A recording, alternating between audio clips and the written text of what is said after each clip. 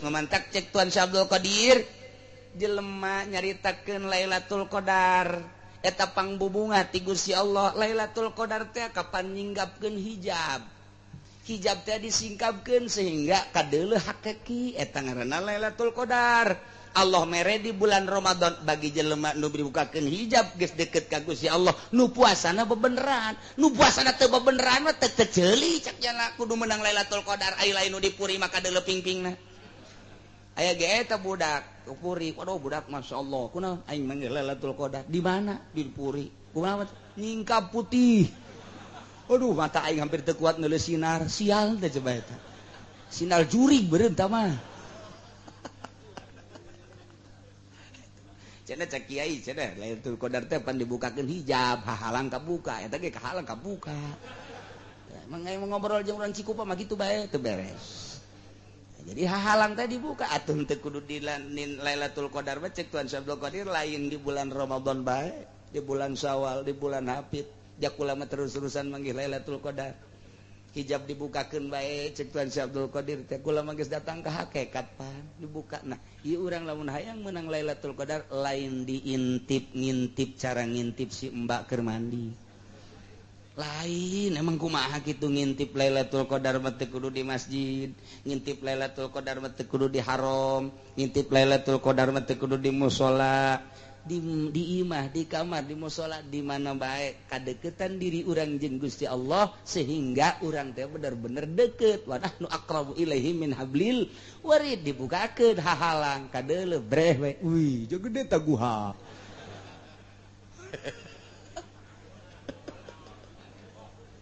Masyaallah hijab dibukakeun Lailatul Qadar Gusti.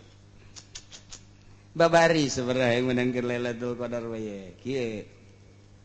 Gusti abdi mah hayang menang Lailatul Qadar amat di bulan ieu moal menang datang ka jujug gelar ge moal menang wani sumpah kula mata lamun aya jelema hayang menang Lailatul Qadar moal menang sebab naon ka hijab ku hayang ilmu batin mah kos kitu ka hijab ku hayang geus cenah salatna hayang eta lain ka Allah zikirna hayang eta lain ka Allah moal bisa kajen ku kumaha ge eta nyana teh ka hijab ku kahayang kudu kumaha tuh leungitkeun ka hayang abdi nu Gusti Lailatul Qadar nu Gusti teu pantes abdi mah dibela Lailatul Qadar ku Gusti cak Gusti emang teu pantes ya mah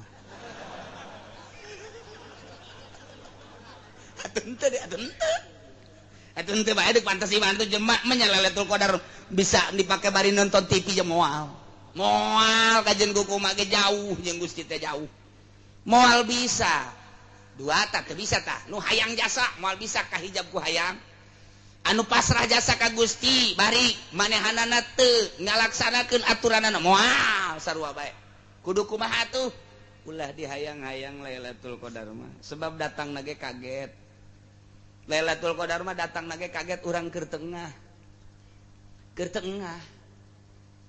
bae teh urang teh ibadah ka Gusti tawadu abdi ibadah ka Gusti teh hayang nanaon abdi mah ngarasakeun ibadah nu keur dilaksanakeun tah tengetkeun tah singat deh ngarasakeun ibadah nu keur dilaksanakeun eta anugerah buat di dinya aya Lailatul Qadar karti teh sia tuh henteu keneh bayaran aing mah atuh aing can ka harti ieu kieu keur carita supaya menang kan supaya menang ieu geus dihayang-hayang moal. Cara tadi Gusti abdi baja moal meunang meureun potongan abdi moal bae tetep. Moal jasa tamang geus. Kudu kumaha tuh kieu? Awas perhatikeun supaya menang atuh moal rea.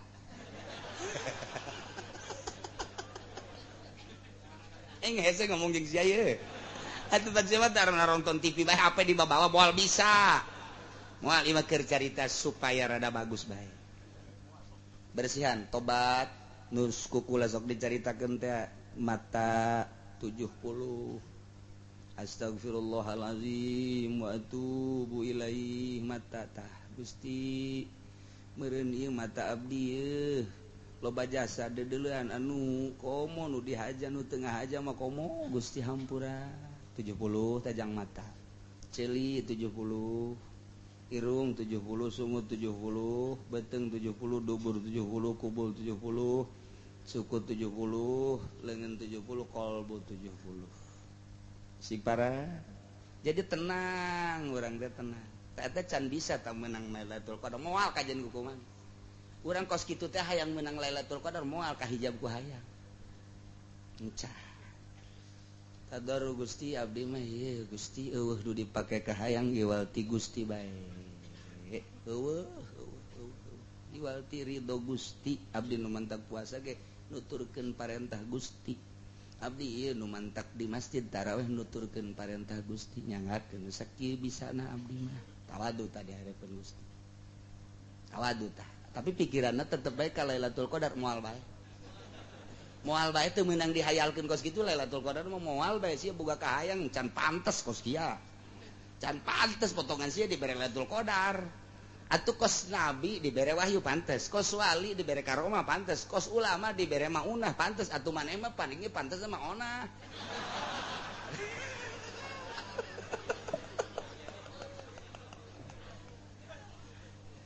lempengkeun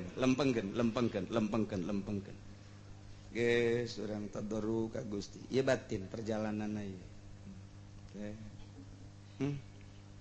kicep abdi nang Gusti denge abdi nang Gusti naon anu kadenge eta teh suara ti Gusti nu kadeuleu ku abdi makhluk-makhluk Gusti abdi neuleuh bisa ku Gusti dideuleukeun leumpang ku Gusti mulai rada bagus urang wudu ye dek salat magrib ngalauna wuduna teh gitu wudu sugan we ku bagus ieu mah ke penting menang Lailatul Qadar moal kajen ting kiai gede udang-udangna moal da dijamin janggotna cenah panjang tambahan deui 2 meter moal bae kajen kuku teu bisa diintip kitu Lailatul Qadar teu bisa bae kajen kuku mah mantak nu ngarintip Lailatul Qadar cenah di haram TK atau mah kos haram mah mulia Baitullah mulia moal bisa kudu kumaha tuh balikan deui mulai kuari karasa rasa iya abdi bisa wudu teh ku Gusti karasa jasa ieu abdi bisa wudu batur mah loba nu henteu dibere bisa ngarawudu ngarasakeun bisa wudu urang teh bisa ngalaksanakeun wudu di parentah ku Gusti eta geus mulai tah deuk darareut ka Lailatul Qadar sing ada tah eta hese sakarang hese jasa komo nu tadi ngadaruduk mah hese asup hese kahalangan ku tempe 2 pan tempena gitu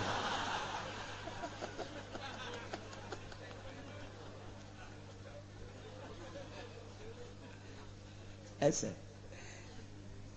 jadi ngarasakeun ieu bae ge teu kudu dibere Lailatul Qadar Gusti abdi teu kudu abdi geus dibere bisa ngalawudu ge ieu anugerah ti Gusti ya Allah mantap ngalawuduna moal aya nu cepet angel amat tentang ngalawudu tapi lain obrot cai naon ngarasakeun nikmatna dibere anugerah bisa wudu eta geus Lailatul Qadar eta geus min jublati Lailatul Qadar tetis komo make cai asma aduh insyaallah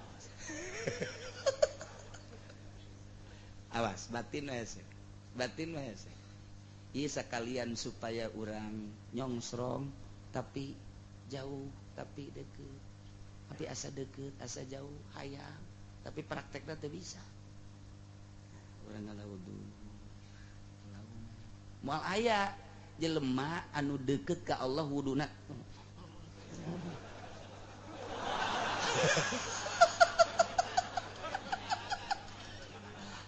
eta mah wudu kos kitu teu beres terus Allahu Akbar beres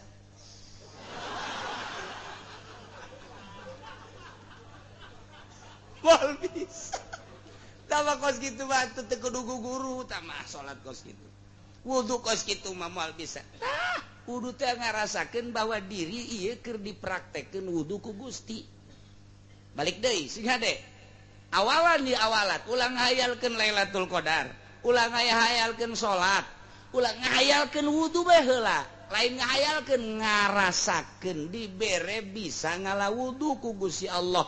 Geus aya ilmu urang bekal waktu urang keur ngaji di guru cara wudu nu rapih 3 kali dirasakeun kurang bakal nikmat. Teu kudu dina bulan Ramadan, mulai balik ieu bae ge heula balik ngaji. Gegeran ka imah. Kukumbah beres ngala wudu. Hes. Sapawajikan kaji, kerek nepara amat. Aing menang Lailatul Qadar.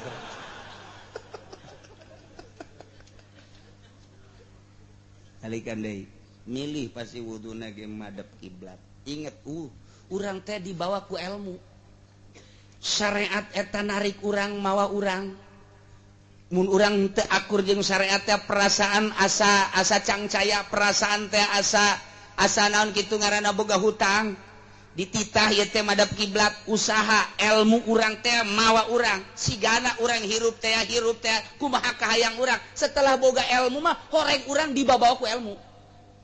Urang teh dikondisikeun ku syariat. Syariatna meunang ti Allah, ngomong doang teh ku ilmu padahal ku Allah.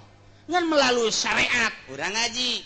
Sanggeus teh urang boga ilmu dibawa urang ku ilmu urang. Kudu madep kiblat nang ilmu. Allah hakikatna.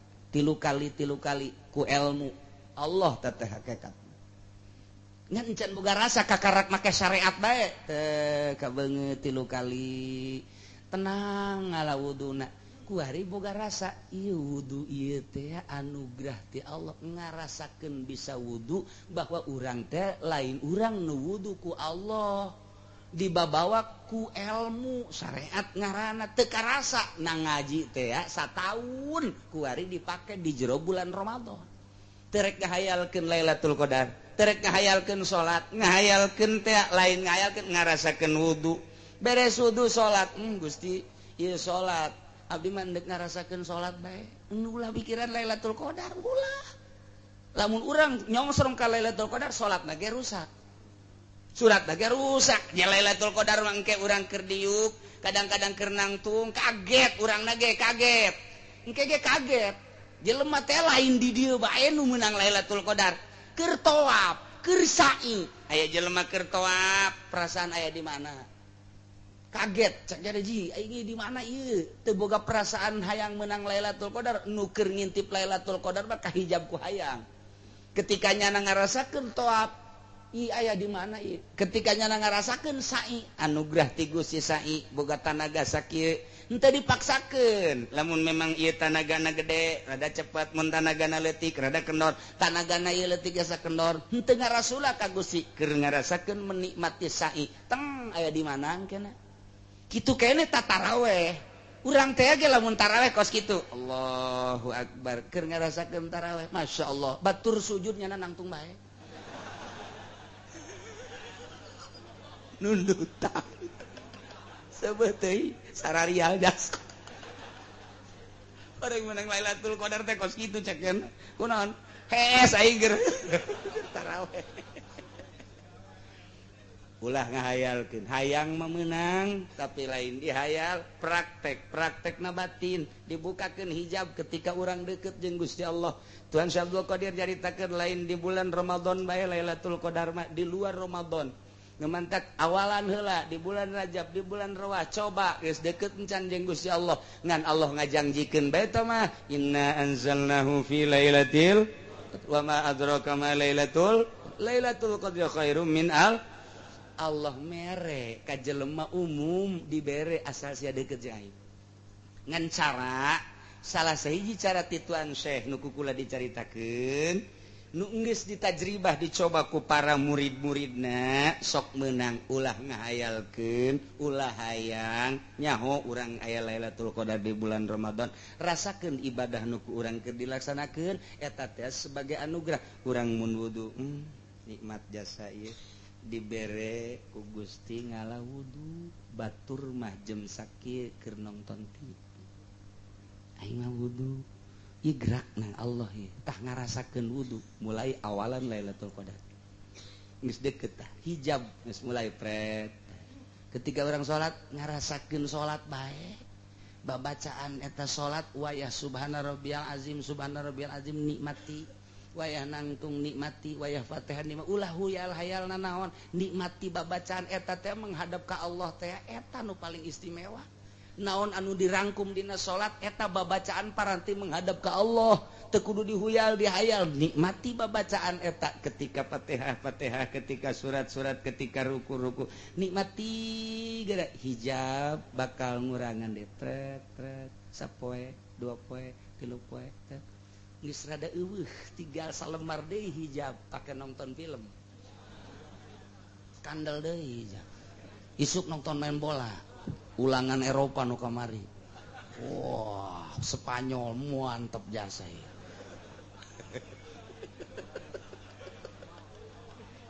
anggeus atuh hijab beuki kandel di bae hayo bebeja ka pamajikan kamari mah ngeunaheun ibadah kuari mana leubeung cia nu ngeunaheun ja atuh ka atuh hayang Lailatul Qadar mah teu kudu SS ya atuh kula bae atuh geura nang karak atuh sia emang jurusan siapa kadinya baik bacutan mejina meureun dibere Lailatul Qadar iyalah praktekna seperti gitu balikan deui supaya urang kabehan sanajan dihenteu teh rindu ka Lailatul Qadar tapi dihayang-hayang ku urang teu bisa kahijab ku hayang dihayal-hayal kahijab ku hayal lain kitu nikmati anugerah ibadah urang kudu nikmati duh ieu anugerah ti Gusti fadl Allah wudu teu sambarangan gade jasa ganjaran ketika orang salat fadl Allah ketika orang puasa ya Allah ya Rabbi loba nu gagah teu puasa abdi mah ku Gusti keur dipuasakeun nikmati coba puasa makin lapar makin gede ganjaran makin dahaga makin gede ganjaran makin bau makin seungit cak Allah cak urang mah makin beuki toke mah bau toke bau kadal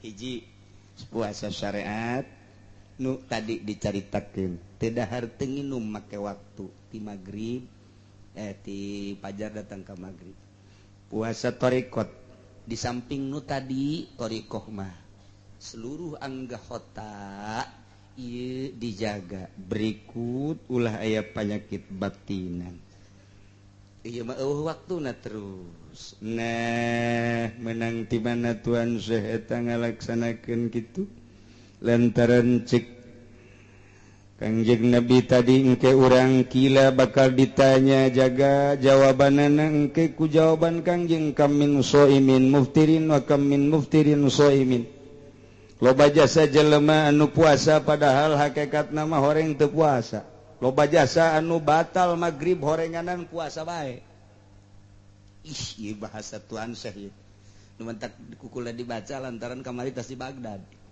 cekolot baheula bab Baghdad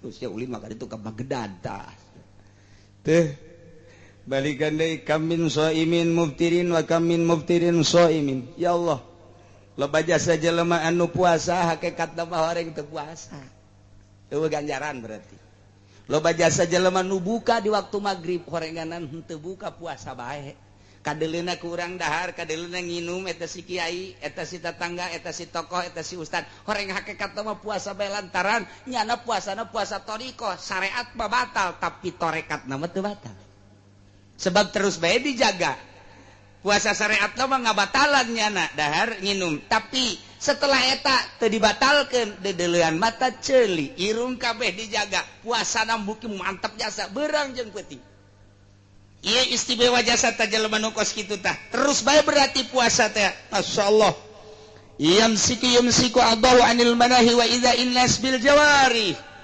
mantak ieu teh keur ngarealisasikeun bahasa Gusti as-saumul li wa ana ajzi bihi puasa teh nu kaula ulah sakahayang sia wa ana ajzi bihi kaula bakal ngabales ka anjeun tapi puasa nu mana anu bener-bener ka aing as-saumu li puasa mah nu aing kunaon atuh batak teh dikaingkeun as-saumu li kunaon atuh ceuli teh dikaingkeun as-saumu li kunaon sungut teh dikaingkeun as-saumu li kunaon leungit teh dikaingkeun as-saumu mah li puasa nu aing kunaon hate sia teh dikaingkeun tah puasa tarekat mah lamun aya jelema puasa tarekat kemudian matana dipakai maksiat batal puasa. Aya jelema puasa geus aya di kalangan torekat ceuli dipake ngadengekeun musik atawa ngomongkeun batur batal puasana. Nu mantak cak guru saha jelemana kuari nu bisa norekat. Pi jelemaana nu mantak ulah sok haju hambur-hambur asa aing torekat. Horenganan di jero nama lain torekat dek ngalobakeun ngerekrut dana horeng torekat honek horeng langit biru ya torekat Masya Allah karim. Nah gitulah guys, terakhir wa amma saumul hakikat fahuwa imsakul fuad mimma siwallah wa imsakus sir an mahabbati musyahadati ghirillah kama qala Allah taala al insanu sirri wa anna sirru. Gusti Allah nyarita cek Gusti Allah al insanu sirri manusia teh rahasia kaula wa ana sirru kaula rahasia manusia ya aing yeun langit yeun bumi deuleu ku sia manusia aing yeun kesempurnaan maha kawasa aing yeun kadaharan bubuahan jang sia yeun kelengkapan suara melalui manuk jang sia melalui hewan nu halal nu haram jang sia los ku sia ngan ku aing diatur nu haram nu halal nu meunang jeung nu henteu jang sia bagi ku sia jang sia ketika sia geus nyaho ieu halal ieu haram ieu meunang ieu henteu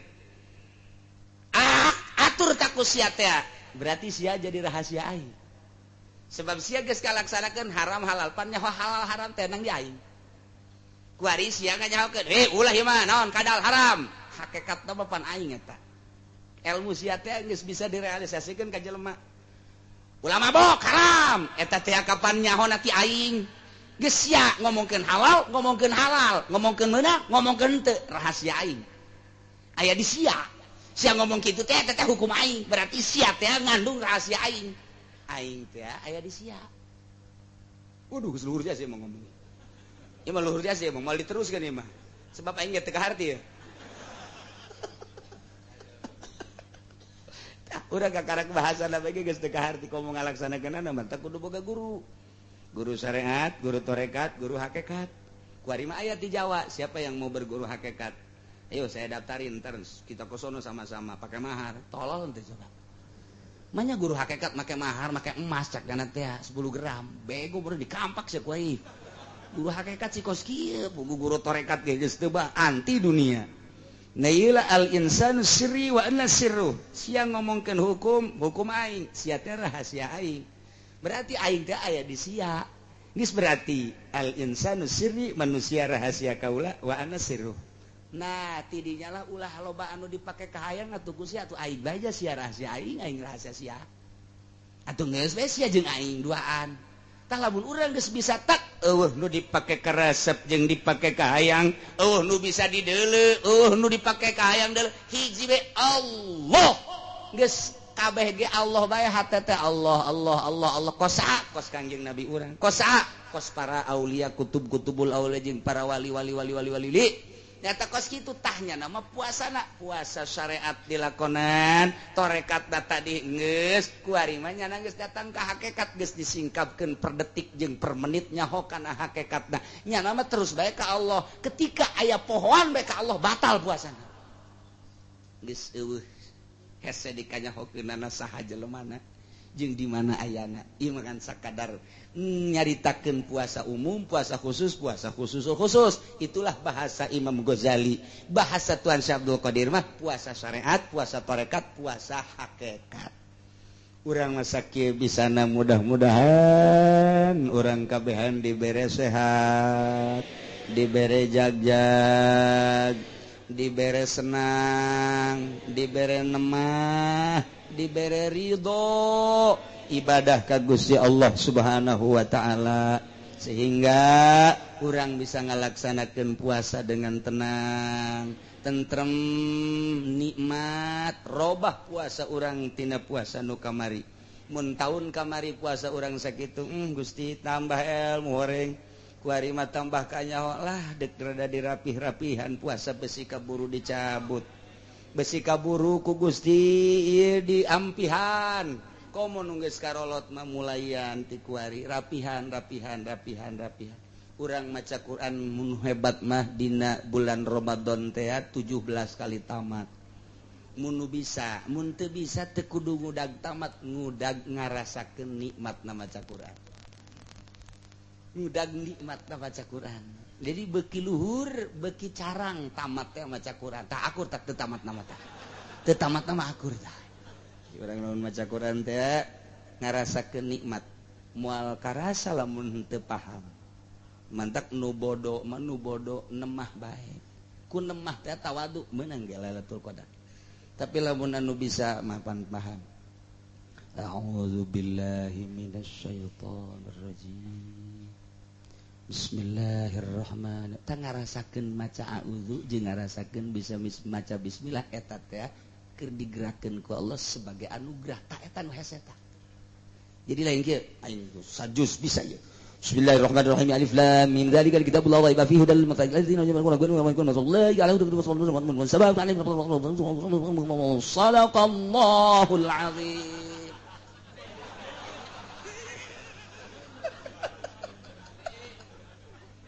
lain deketan ka Gusti jauh tah bagus kitu jauh itu lu bagus mangarasakeun a'udzu billahi minasyaitonir rajim di samping maknana nuturkeun abdi ngalindung ka Gusti Allah tina setan geus aya di jerona asal dibaca geus aya tah mun tah kiai mah tuh kos kitu tah tapi lain ke Golkar moal ke Golkar mah bismillahirrahmanirrahim tak karasa ngaca bismillah teh digerakkeun ku Gusti Allah dibere anugerah nikmat bandingkeun jeung meunang sajus nyana kakarak bismillah doang timbang coba ge di akhirat luhuran nu bismillah doang yakinkeun luhuran nu bismillah doang sajus kadang jadi siksa sabismillah jadi ganjar menang ti mana tafakkuru sa'atin khairun min sab'ina ta eta tafakur teh sadetik samenit la ilaha illallah ahli Allah hiji timbang jeung 100.000 anu ahli manusia ahli makhluk ahli ria beratan keneh la ilaha illallah hiji sebabnya nama ke rasa nah, kuari urang barang dahar ge lamun gegeuraan ting mal geuna dahar yeuh buka ya salat wah Allahu akbar bareng yang Allahu akbar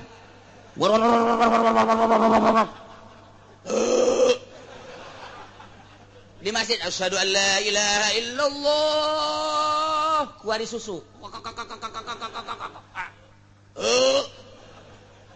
asyhadu an la ilaha illallah itu kakarak asyhadu an la ilaha illallah nu kadua nyana geus beak tilu gelas hayya 'alas shalah kolek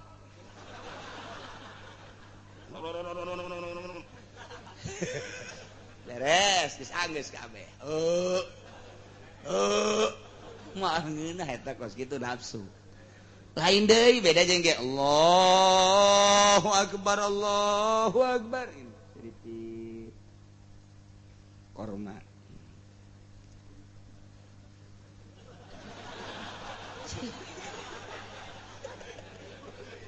tenang ngarasakeun ya Allah masya Allah ini nah jasa sedikit deui kaca lalau sak pamajikan aja hulang huleng gitu kudaon keur menikmati makanan batur geus ka masjidnya na masjikan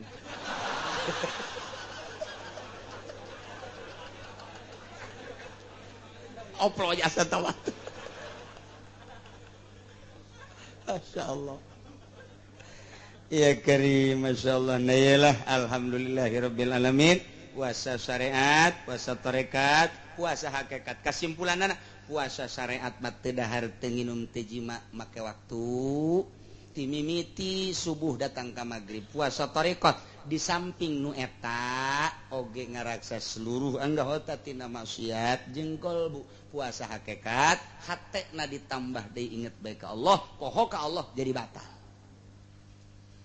Di jero bulan Ramadan urang aya zakat fitrah.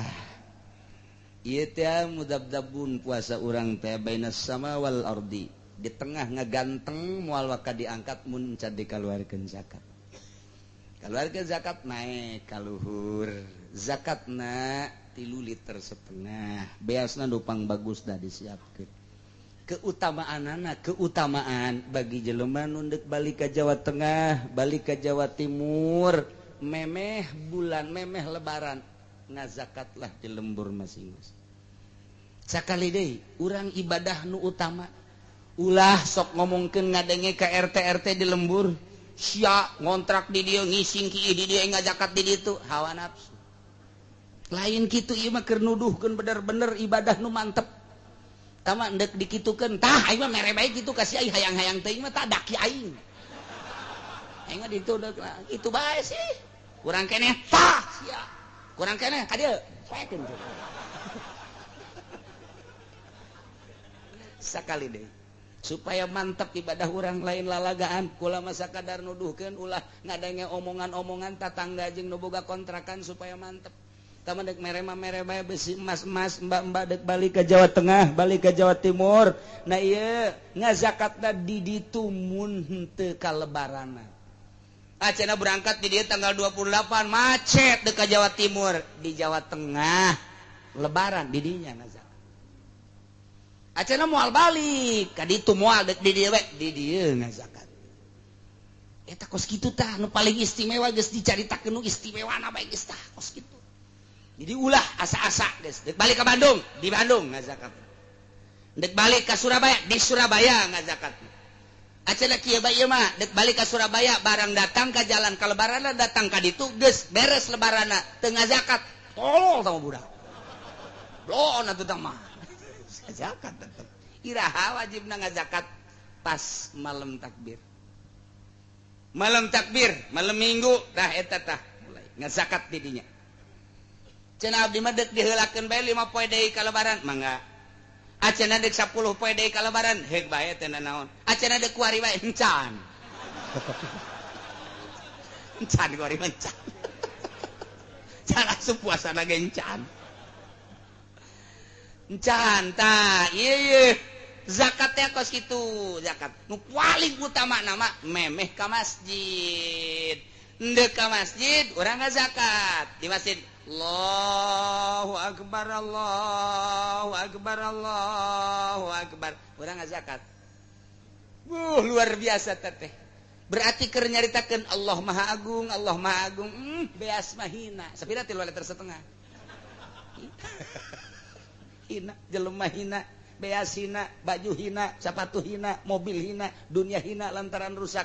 Nu agung mah Allah. Urang ngaluarkeun zakat ketika Allahu Akbar, memeh ka masjid. Ngan hese ta mah kos kitu mah ja imamna ge geus diheula. Ka ditu pan make samping menang ti bupati pan imamna ge atuh. Aduh. Eta imam blon. Nah, mending peting bae guys, peting bae guys daripada dikeuna ka saha kiai ka mustahikna. Saha mustahik zakat teh kiai aya 8.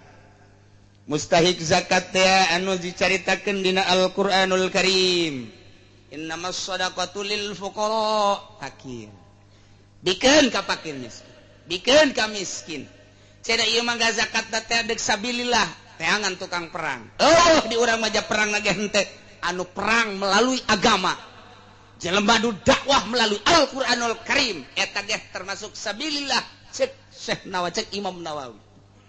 Berarti kiai-kiai anu bener-bener teu boga gaji, bener-bener li'ilai kalimatillah, nang ngadegkeun, nang tungkeun, ngaluhurkeun agama Allah.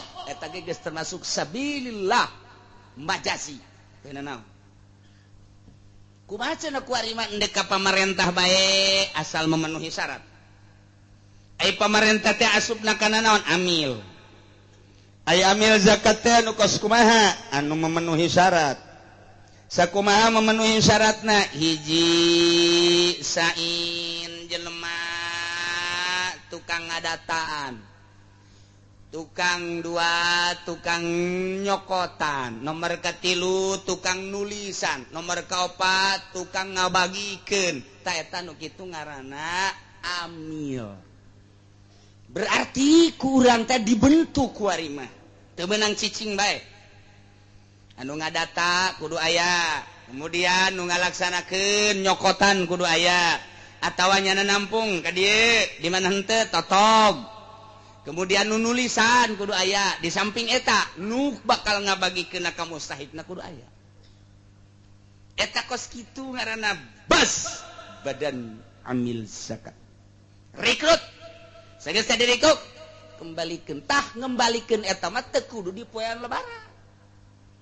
Diengkekeun teu masalah, 2 poe, 3 poe, seminggu eueuh masalah. Nunggu mustahik lantaran lebaran paberencar aya reueuh, nu penting ngalaksanakeun zakat na bae. Setelah seminggu kakarak dibagikeun, eueuh masalah. Fakir miskin geus karumpul ku ari mah. Tuh, bagikeun. Ku ari kumaha lamun di ka masjidkeun? Teu meunang. Kamu salat teu meunang. Cenah ieu mah da ku bupati we leg-leg. Masalah ieu mah nas Al-Qur'an.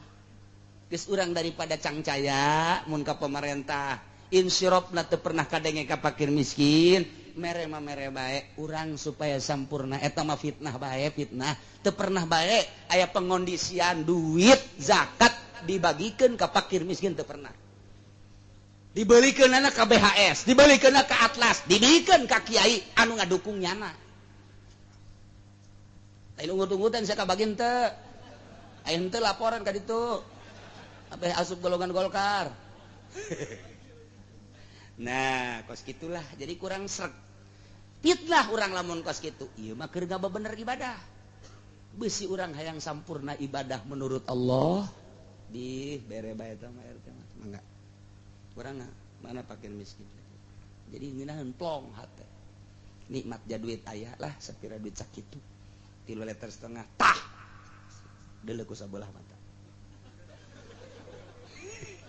Aing mah pokona neuk ngazakat neuk nu asli pokona ieu mah ibadah ieu mah.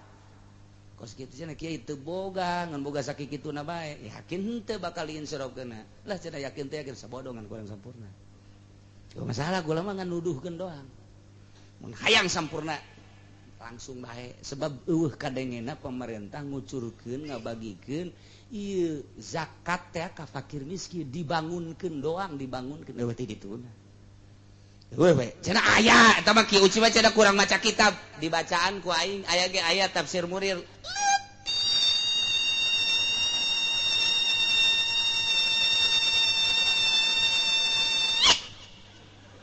Kadang ku jelis ya. Aing ge baca kitab atuh je. Emang kumaha kitu aya nu nang tangan teu baca kitab cenah kieu uci mah. Bawa ka dieu sabaraha baca kitab. Aja dek diaonkeun dijual ku aing. Sok sambarangan nas ieu mah nas nya ada ulah hareupak nas. Baca Fathul Muin. Baca Fathul Muin kurang kumaha. Eta teh Fathul Muin teh lain lalagaan. Nu matak lain lalagaan kumaha? Eta teh geus ditasawufkeun. Hartina Fathul Muin mah eta teh fikih geus semi tasawuf. Lain lalagaan nu matak masyaallah. Aya nu ngomong ulah bacaan Fathul Muin bae atuh maca kitab nu saejan mun deukeut aing.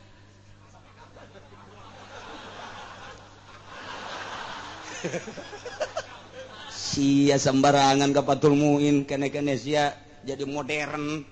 Teu bisa aing mah moal kaluar ti Takrib, Riyad, Sapinah, Fathul Muin, Iqnatuh moal kaluar ti dinya. Geus, cenah tah tuh kudu teu baca kitab cenah meureun ki uci mah teu meunang aya nu ngameunangkeun.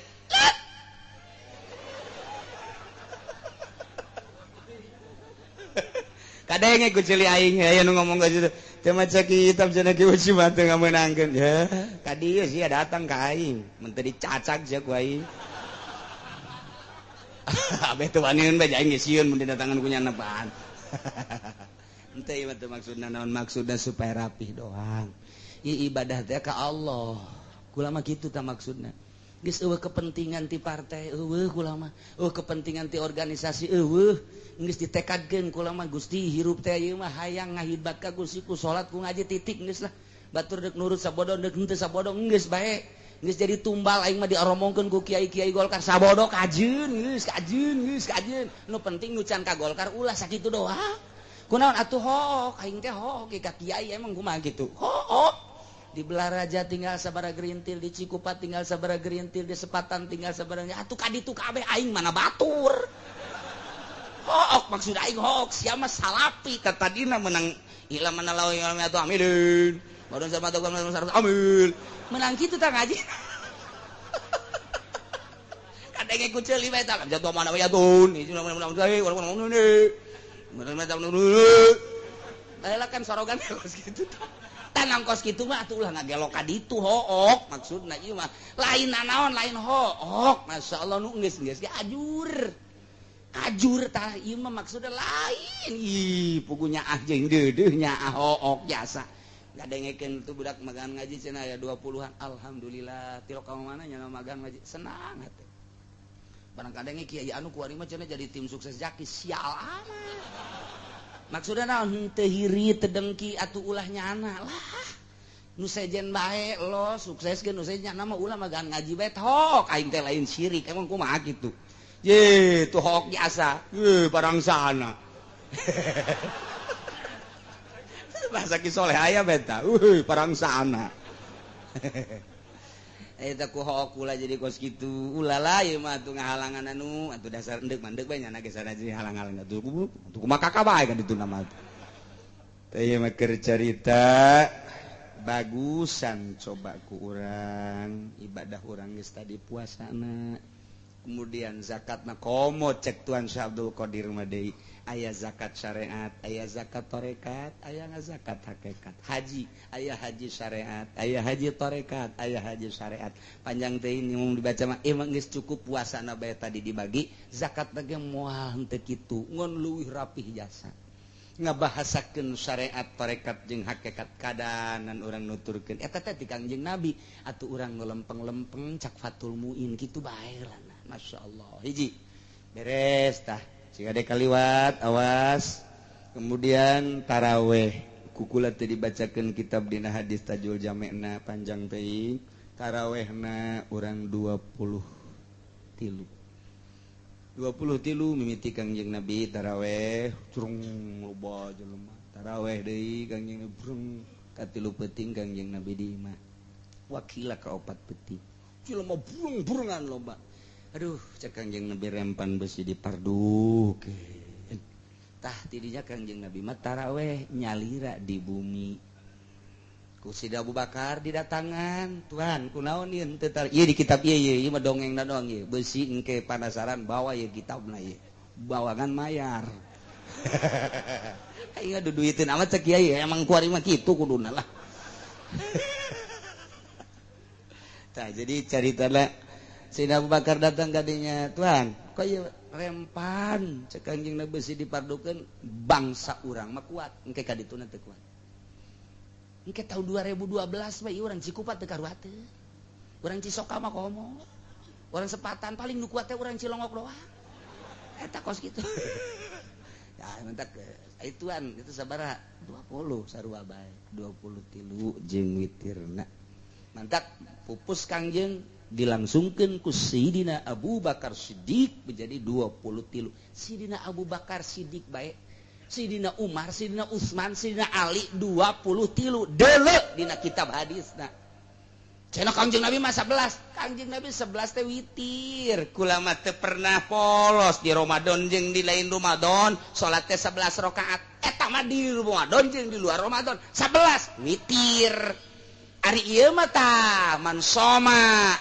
imanan wahtisaban jeung aya koma taraweh maknana 23 diteruskeun moal Sayyidina Abu Bakar 23 atuh sadegeun urang teh kapan alaikum bil khulafair rasyidin tuturkeun khulafair rasyidin atawa 2 bil ladaini Umar jeung Abu Bakar jeung Umar nu ngamimitian 23 Sayyidina Abu Bakar dilanjut ku Sayyidina Umar urang titah nuturkeun eta kita nuturkeun nu 2 kita nuturkeun nu 4 kebuah sa Muhammadiyah teh pemahamanana anu kurang geus kuarima geus moal dicaritakeun pemahaman anu kurang mangga bae Muhammadiyah urang mah urang boga kitab nu utuh asli jasa silsilahna nyambung datang ka Imam Bukhari ti Imam Bukhari datang ka Kangjeng Nabi urang Kangjeng Nabi Muhammad sallallahu alaihi wasallam yakinkeun 23 ulah cangcaya wae nu ribut 23 moalah wongan ribut bae jadi ulah ya nyalah geus alhamdulillah puasa syariat entos tarekat entos hakikat entos penentuan menurut hisab alhamdulillah entos ulang ngajak moal silahkeun nu endek bilu urang babarengan poe Jumat keur henteu nabe tungguan ti pemerintah mangga ai yakin mah ka pemerintah contoh isbat modal tahun kamari lu disengsirikeun ku unggal negara mangga bae andai kata endek bae silahkan bae ulah jadi huru-hara aya masjid dipersilahkeun tah cenah tah atuh tah ai endek ti heula mah ke kami panderi kunaon haju dikunci kos masjid bapa moyangna bae loba kajadian kos itu pan tungtung nama akibatna lantaran nyana ngunci akhirna salat ti heula jeung masyarakat nyana teu kabagian beres datang ka kuari teu percaya ku masyarakat nang saha eta kos kitu wallahu a'lam rahasia Allah mangga nyanggakeun ka Gusti Allah geus beres zakatna geus beres urang tarawehna cara urang menangkeun Lailatul Qadarna ulah dipake ka hayang urang menikmati be anugerah urang ibadah eta engke mulai muka tentang kitu Lailatul Qadar teh di awal tepi ka akhir informasi nu terakhirna ialah urang pembukaanana insyaallah engke minggu kadua urang lebaran minggu kahiji natah eta teh kapan 7 poe minggu kadua berarti 15 poe tah eta minggu 15 poe eta ngaji sebab lamun dilengkahkeun ka ditu atuh bunga urang panjang teuing jadi yang ke minggu pertama lebaran minggu kahiji natah 7 poe minggu kedua 15 poe urang insyaallah mudah-mudahan panjang umur urang ngaji deui sakumaha biasa haul masa kumaha biasa tanggal 8 abah tamah ai kaburu mangga teu kaburu masalah awal keluarga jeung anu araringet urang babarengan ngaholan almarhum abah temat tanggal 8 biasana minggu Senin Salasa berarti malam Senin urang jadi lamun lebaran minggu nyawalan teh Senin Selasa Rebo Kemis Jumat Sabtu Minggu malam Senin malam salapan biasa kemudian atuh kula puter sataun ngaji geus teu asa-asa sakumaha bapak-bapak ka kula teu asa-asa bae artina ngomong sangeunahna sangangna sacablak da eueuh maksudna naon hiji sakadar maksudna akrabat kedua sakadar deudeuh jeung nyaah andai kata aya ucapan-ucapan anu kurang kata kurang titik kurang merenah di hati ta eta hampura insyaallah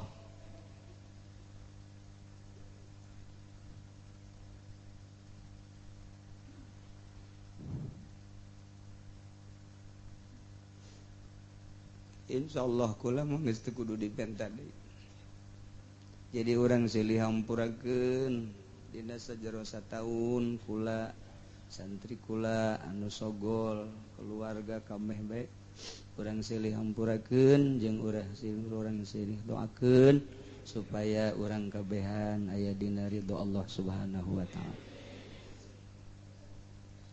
Allahumma shalli ila hadratin nabiyil mustafa sayyidina Muhammadin sallallahu alaihi wasallam sayyidil al-fatihah. Alhamdulillahi rabbil alamin arrahmanir rahim iyyaka na'budu wa iyyaka nasta'in shiratal mustaqim shiratal ladzina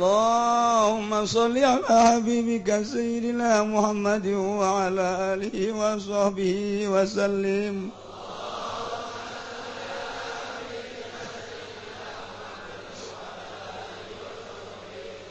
Allahumma sholli ala habibika sayyidina Muhammadin wa ala alihi wa sahbihi wa barik wa sallim.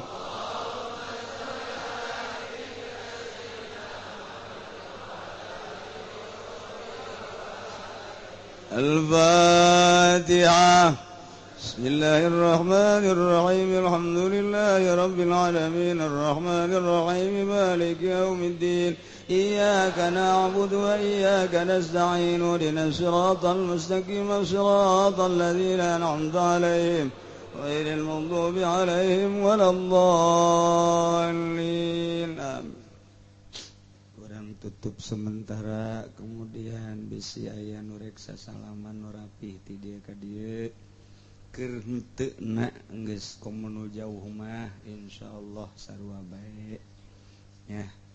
Allahumma shalli wa sallim ala sayyidina Muhammadin fil awwalin wal akhirin wa barik wa sallim wa radhiyallahu ta'ala an sadatina ashabi sayyidina Rasulillahi ajma'in. Alhamdulillahi rabbil alamin hamdan yuwafi ni'amahu wa yukafi'u mazidah ya rabbana lakal hamdu kama yanbaghi li jalali wajhikal karim wa 'azimi sultanik. Allahumma shalli salatan tunajjina biha min jami'il ahwali wal afat wa taqdi lana biha jami'al hajat wa tutahhiruna biha min jami'is sayyi'at tarfa'una biha 'indaka 'ala darajat wa tuballighuna biha aqsal ghayat min jami'il khairati fil hayati wa ba'dal mamat.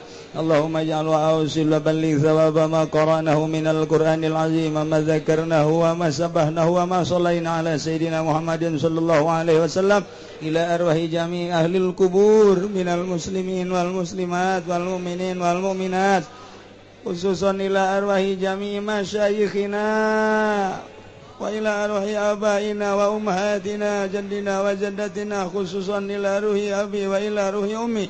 Allahumma ighfir lahum warhamhum wa'afihim wa'fu anhum. Allahumma ij'al quburahum rawdatan min riyadil jinan wa la taj'al quburahum hufratan min hufarin niran. Allahumma ij'al ni'matana da'imah wa daulatana qa'imah wa auladana wa talamidana ulama wa la tusallit alaina zalima wa la tusallit alaina man la yakhafuka wa la yarhamuna. Allahumma sallimna wa sallim dinana wa la tasabaqtana zi imanana warzuqna ya Allah khairai dunya wal akhirah. Allahumma inna maghfirataka arja min amalina wa inna rahmataka awsa'u min dhunubina. Allahumma illam nakun ahlan lan tablugha rahmatan nablugha rahmataka rahmatuka ahlun lan tablughana ya wasi'at kulla syai'in arhamar rahimin. Taqabbal minna innaka antas samiul alim wa tub alaina innaka antat tawwabur rahim. Shalli wa sallim ala jamil anbiya'i wal mursalin. Alhamdulillah. Gaduh putra diantarana ialah Qabil sareng Habil.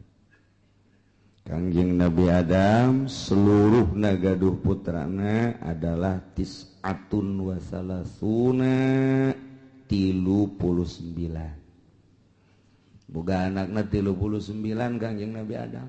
Dunia sakil legana diesian ku 39.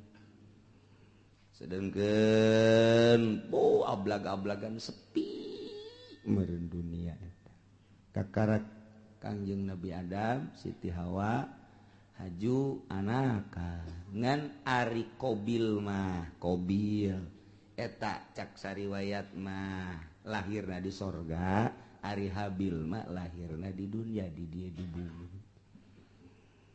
Cak sariwayat Qabil mah Qabil eta kelahiran sorganya nama tah. Qabil ari Habil mah kelahiran bumi.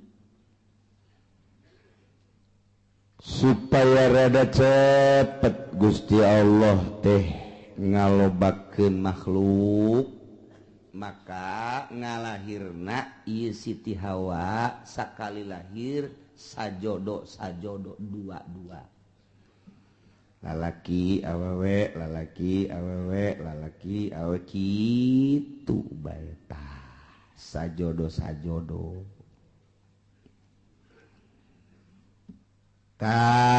kabeneran Qabil mah ngajodokna ieu jeung hiji awewe nu ngaran Iqlima gelis.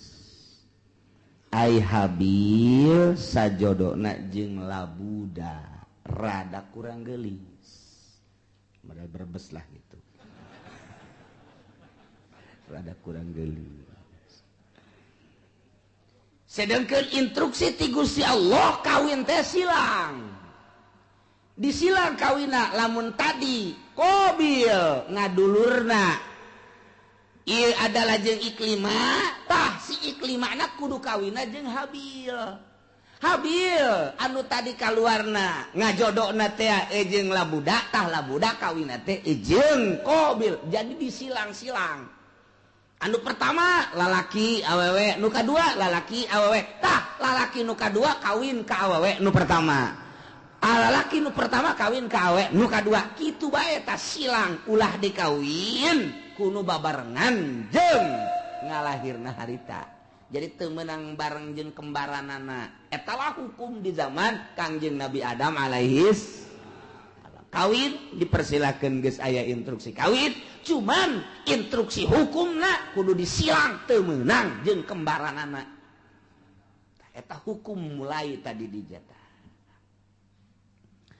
Lantaran begitu diinstruksikan kawin, umur kakarak 20 tahunan kabeh ge. Instruksi ti Gusti Allah kawin seperti eta, sak ti Qabil kakakna ngeunah bae sia Habil dikawinkeun ka kembaran aing geulis ka mapan ayeuna si bae. Kawin ka kembaran sia ieu. Dideuleu atuh kulit. Ya berebes lah. Cak urang berebes emang ulu geulis gitu di berebes. Tah eta kos kitu tah. Jadi kurang naon gitu amperna kurang naik Qabil. Jol we iblis datang ka jero hatena mulai ta iblis ge pan diusir di sorga leuwih ti heula pan iblis. Wah ini cek iblis makanan gua asup ka jero hatena bil siapa pan kelahiran sorga sarua jeung aing mulia urang atuh Habil onam kelahiran bumi India urang mah lain deui mulia tuh nu mulia ulah sok kawin kanu jore. Penghinaan engke nu timbul. Tetep mulia mah kudu kanu geulis bae. Mun kawin kanu jore mana teuing engke jelema jeung ka kadituna anak incu. Oh, Qabil mah kawinna kanu jore. Tah eta kan isin tah Bil. Cak jurig. Ye pugu cak jana teh atuh. Pugu embung ieu ge. Eta mah abah ngomong cenah hukum ti Allah eta bohong sebenarnya mah eta bohong eta eueuh ti dituna eta mah kabisa abah bae abah teh deudeuheun ka Ki Habil ka adi sia nu mentek dikawinkeun kudu ka kembaran sia nu geulis ai sia nu kakakna nu kelahiran di ditu kudu kawin ka adina Habil eta teh lain ti Gusti Allah kajeun hukum ge bibisaanan bapa sia Adam ngaranna instruksi ka ditu. Demo apa kan itu? Kamari kan demo ke Jakarta. Demo. Pugu ye ge cak Qabil teh. Aing tetep bae embung kajian kuku mah ge. Embung bae. Beja ka abahna. Bah. Naon Qabil? Ubah abah bae. Ieu nu bener ieu utar atur nikah ieu. Aya kitu. Instruksi itu Gusti Allah asal teu adil kos kieu ieu. Manya ai kula dikawinkeun kanu kurang geulis ari Habil dikawinkeun kanu geulis. Ta ieu teh akur kos kieu teh lain ti Gusti Allah kajeun kumaha ge. Kadengen ku Habil.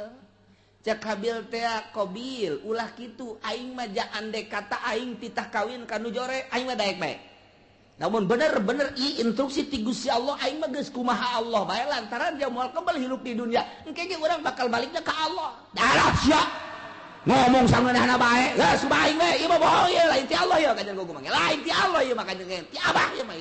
Emang Abah bangka warah ya. Mulai tah eta lamun sok nyarekan Abah teh eta mimitina tah tidinya. Tidinya tah.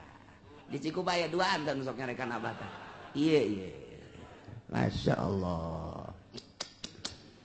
mulai tidinya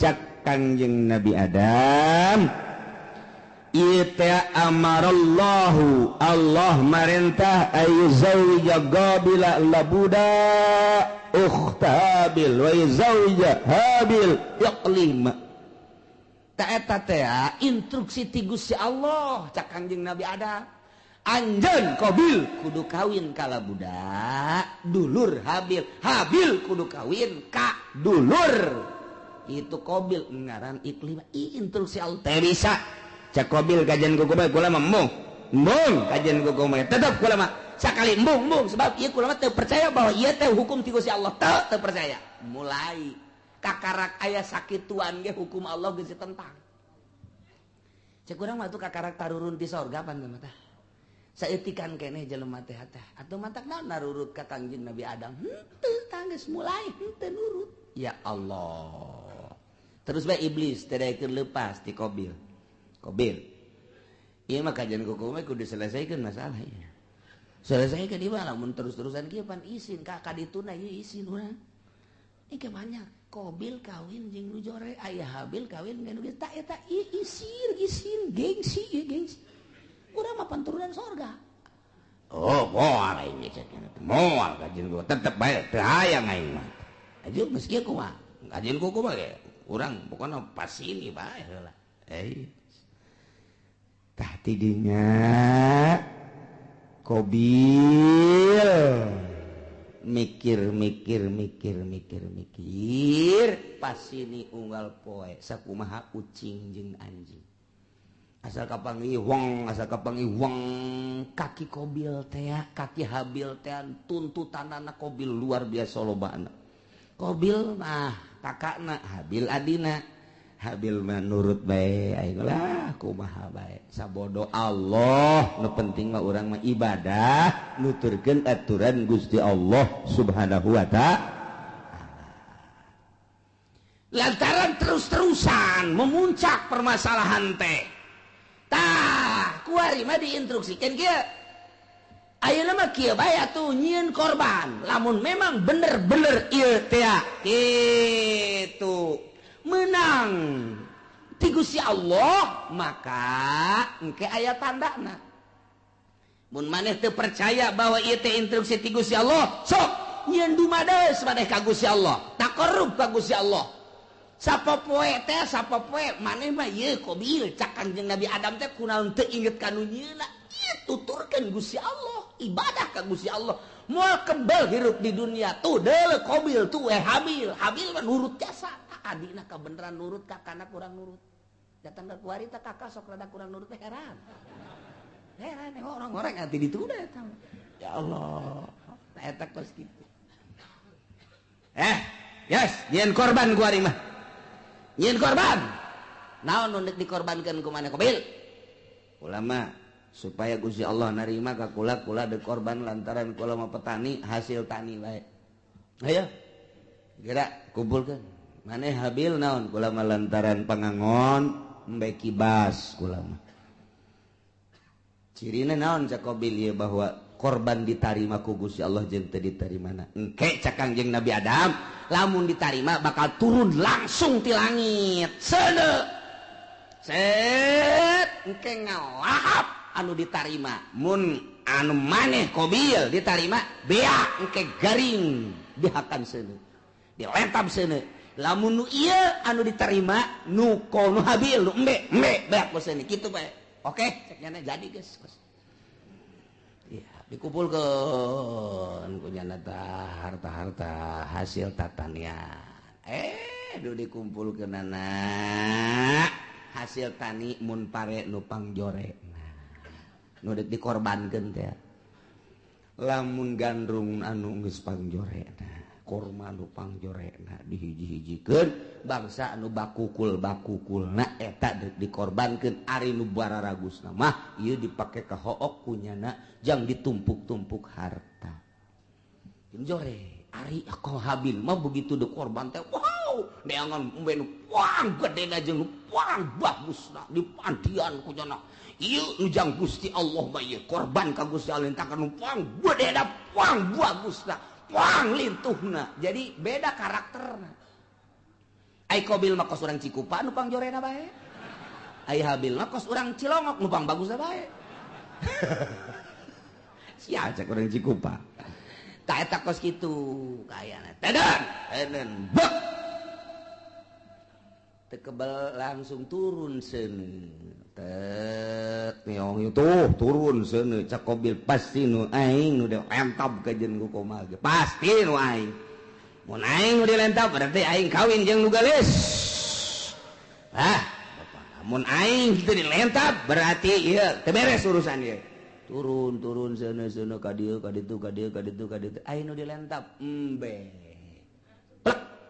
Ceret bawa ka luhur teu aya. Tinggal ieu bae. Korban Qabil hasil tatangin, hasil tani nu jarore teh teu dilentab ku seun. Tuh, cak Kangjeng Nabi Adam, nu ditarima nu mana? Hah? Nu ditarima nu mana? Tah. Cicing bae Qabil teh. Gas, udah loba ngomong cak Qabil teh. Abah gua ari cenah rencana ka Mekah. Mah, eger ka Mekah ka ditu atuh. Eta ka anak ka kolot kos kitu eta. Eger ka Mekah mah. Isi rek naon tuh di dieu. Mana naon kula mah. Padahal boga rencana abah ka Mekah adi dibunuh sia ku aing. Jadi aya abah aya keneh mah embungeun nya ge rada kagokeun. Kira ka Mekah ditungguan nya nungguan abah na ka Mekah. Tah sekian bulan berangkat Kangjeng Nabi Adam ieu adalah ka Mekah. Qabil tenang geus eueuh sasaha ngan jeung Habil doang berikut dulur-dulurna. Jadinya lah mulai nyana dendam kesumat hasud anu luar biasa di jero hatena hayang ngabunuh Habil. Iyalah cerita eta dicaritakeun ku Gusti Allah dibejakeun ka Kangjeng Nabi urang Kangjeng Nabi Muhammad sallallahu alaihi wasallam. Naon ieu nu matak dibejakeun tah kamari Yahudi, kamari musyrikin, munafik teu percaya ka Kangjeng Nabi. Ulah kaget Muhammad, munafik teu iman ka anjeun, musyrikin musuhan ka anjeun, kafirin musuhan ka anjeun. Cikene nu kamari dicaritakeun teh ngamusuhan ka anjeun. Horenganan baheula ge takarak ge turun ti sorga ka dunya. Iya anak incu Kangjeng Nabi Adam, anakna sorangan Qabil geus boleh teu percaya ka Kangjeng Nabi Adam, geus teu iman ka Gusti Allah, malah ngabunuh adina nu ngaran Habil. Dicaritakeun ka Kangjeng Nabi, abeh Kangjeng Nabi ieu tenang tentrem adem, sebab lamun teu nurut jelema ka Kangjeng kemudian Kangjeng Nabina teu dihibur, manusiawi kan Kangjeng Nabi. Sifat kemanusiaan apaan aing teh diturut aing kitu mah aya dongeng-dongengna. Tah Kangjeng Nabi Isa ge teh diturut jah heueuh. Tuh Kangjeng Nabi Adam ge teh diturut jah heueuh atuh kong aing abe kitu. Mentak tenang Kangjeng. Nah iyalah didongengkeun ku Gusti Allah melalui ayat watslu bacakeun ku anjeun ya Muhammad he Muhammad alaihim atas kaum anjeun. Baheula dibacakeun ku Kangjeng di Madinah, terus disampai-sampaikeun ku umum ku sahabat, disampaikeun ku tabiin, disampaikeun ku atbat tabiin, ku ari poe Minggu disampaikeun ku ari ku urang kadenge eta dongeng eta teh ta ieu ayatna. Bacakeun Muhammad ka kaum anjeun. Naon naba'ab Nabi Adam, berita anak dua Kangjeng Nabi Adam alaihis nu ngaran Habil jeung Qabil, caritakeun bil haqi kalawan sa bener-benerna. Il qurba qurbanan, waktu Qabil jeung Habil ieu diperintah dumadeheus ka Gusti Allah nyieun kadeheus nyieun takrub melalui kurban ilallahi ka Gusti Allah nu dilaksanakeun ku Habil makibas, Qabil mah hasil tani yakni zar'u. Patukubila min ahadihima ditarima na ti salah sahijina hungkul nyaeta nu ditarima nu Habil. ari nu qabil mah teu ditarima walam yutaqabbal minal akhar. Kasimpulanana korban Habil mah diterima, cirina dilahap seuneu qabil mah teu ditarima. Cirina aya bae di dinya teu robah-robah. Tidinya lah mulai qabil bendu ka Habil nyimpen di jero hatena hasud anu luar biasa nungguan Kangjeng Nabi Adam munggah haji. Teu Kangjeng Nabi Adam munggah haji ngaharep qabil ka Habil. Abah geus eueuh, emak geus eueuh, tinggal nyana bae. Habil aya naon ka dieu? Aya naon? Cak qabil la aqqa tulan bang aing bakal ngabunuh sia. Bunuh si aku aing. Cek Habil kola 5 kok main bunuh-bunuh bae emang aya naon? Bunuh mana? Mana kurban mana mah ditarima kurban aing henteu. Atuh teh urusan Gusti Allah tah mah. Cek Habil teh innama yataqabbalullahu minal muttaqin. Nu ditarima teh jelema anu sieun ka Gusti Allah, mukmin, muttaqin, ditarima aing teh ditarima teh mah tuh urusanna kurang takwa berarti teh mah. Ulah ngabunuh kula ka Gusti Allah kan. Teu bisa. Gara-gara sia aing bogor mah. Buluh sia ku aing. Geus bebeneran ditutur-tutur bae, geus diagag-agag bae, geus dikieu-kieu bae. Leungeun. Cak Habil cak adenaka dengan bahasa anu lemah lembut. Ka la imbasatta iyadaka ma la in basatta ilayya yadaka litaqatulani ma ana bibasiti yadiya ilaik li aqatula. Bahasa lagi daheun Habil ka deuk ngabunuh bae jak urang mah ieu ajar sararieun jasa ka Gusti Allah. La in basatta yakin pasti nyata lamun kakak ngagerakeun leungeun kakak, manjangkeun leungeun kakak, ngulurkeun leungeun kakak deuk nampiling ka kula, kakak deuk nyabok ka kula, kakak deuk kabunuh ka kula, ma ana bibasiti yadia ilaik. Kuring mah moal kudu males uluran tangan, kula mah moal nyabok ka kakak, kula mah moal ngabunuh di eueuh saeutik terbersit di jero hate hayang ngabunuh. Eueuh saeutik hayang males kakak ngabunuh kula mah deuk cicing bae, kakak nampilih kula mah cicing bae, kakak deuk jawab kula mah cicing bae, pokona mah kula mah moal ngabunuh sama sakali. Silakan kumaha kakak bae lantaran ini akhafullah rabbal alamin, sieun jasa ka Allah. Eta Habil mah bahasana anu luar biasa. Inni uridu an tabu'a bi ismi wa ismik fatakuna min ashabin nar. Cak Habil teh asanyana kaula teh ieu adalah sieun jasa ka Gusti Allah lamun sampekeun ka kakak ngabunuh ka kula atuh meureunanan seakan sing kuring teh kula teh ieu berharap kakak teh ke bakal balik ka akhirat teh mawa dosa kula jeung dosa kakak sorangan memeh ngabunuh kula, memeh ngabunuh kula ge kakak geus loba jasa dosana ditambah jeung dosa ngabunuh ka kula, duanana dibawa ku kakak engke kakak di akhirat fatakuna min ashabin nar atuh engke bakal jadi ahli neraka. Tah ieu bahasana luar biasa. Aya bahasa inni uridu an tabu'a sanyana kaula ngarepkeun kana yen babalik berarti boga harepan lain boga harepan lantaran eueuh maksud males ngabunuh seakan kos nu mengharap nyana teh dibunuh lain mengharap dibunuh urusan dibunuh mah mangga kumaha kakak ngan kula henteu ngamaksud deuk ngabunuh lantaran cak Kangjeng Nabi ge al qatil wal maqtul finnar. Jelema nu ngabunuh jeung nu dibunuh sarua pada asup ka neraka. Lamun anu dibunuhna boga niatan hayang ngabunuh. Mantak cak Kangjeng Nabi teh al-qatil wal maqtul finnar. Nu ngabunuh jeung nu dibunuh asup ka neraka. Cak sahabat Gusti Rasul, aya nu ngabunuh mah kaharti ka neraka, aya nu dibunuh, panu dibunuh ge nyana teh lamun imkan mah hayang ngabunuh. Oh jaheuh nya nyana ge ngan eleh bae gelutna. Kulantaran eleh kabunuh jangan lagi hayang ngabunuh hayang malas ta eta dumadak al-qatil wa maqtul pindah.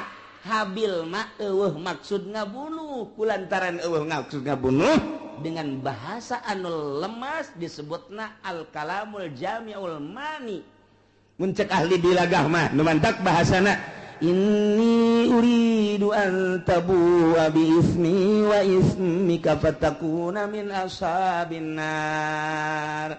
Geus pihartieunana aduh kakak lamun kakak sampai ka ngabunuh ka kula jakula mah moal ngalawan teu hayang ngabunuh deui ka kakak atuh engke berarti kakak teh mun bali ka ditu teh mawa dosa dua dosa kakak memeh ngabunuh jeung dosa kula atuh engke di akhirat meureun pinuh ku dosa mangga sakumaha kakak bae kula mangan sakadar nasehatan doang. Siang ngomong ke situ balang nasehatan sakadar wah ini teu bisa diomong ku kumaha. Masya Allah. Tah gitulah akhirnya kumaha dah langsung ditikem sanggeus sadikit tikem bingung aing ngabunuhna kumaha ieu. Can aya pembunuhan pan harita. Can aya pembunuhan cara ngabunuh ngaleungitkeun nyawa artina ieu ku sabab dikumahakeun lah bingung. Dijotos besi teu bae.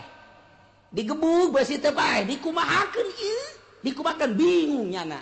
Nyana mikiran ngabunuh ge bingung lantaran can pernah aya nu ngabunuh pan harita mah. Manusia pertama nyana eta anak Kangjeng Nabi Adam anu ngamimitian dek ngabunuh datang ka ngabunuh ge bingung kumaha carana. Ngalamun bae Habil geus aya bae di sisi dicekelan bae kieu dek dibunuhkeun bingung cara ngabunuhna kumaha. Cara ngabunuh sok iblis asup deui ka jero hateun. Aya sia bodoh-bodoh teh atuh ngabunuh bae heseun amat. Cak iblis teh atuh teu kumaha aja can urang anu dibunuh.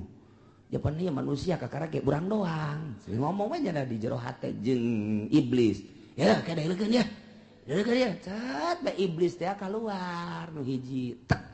Kahareup ngarupa nya jeung iblis tu saja gelut di bareng gelut nu hiji dicekel tek dikahadapkeun terus jokot batu digebukeun blek kana huluna. Hai. Oh, tak kitu ngabunuh mata.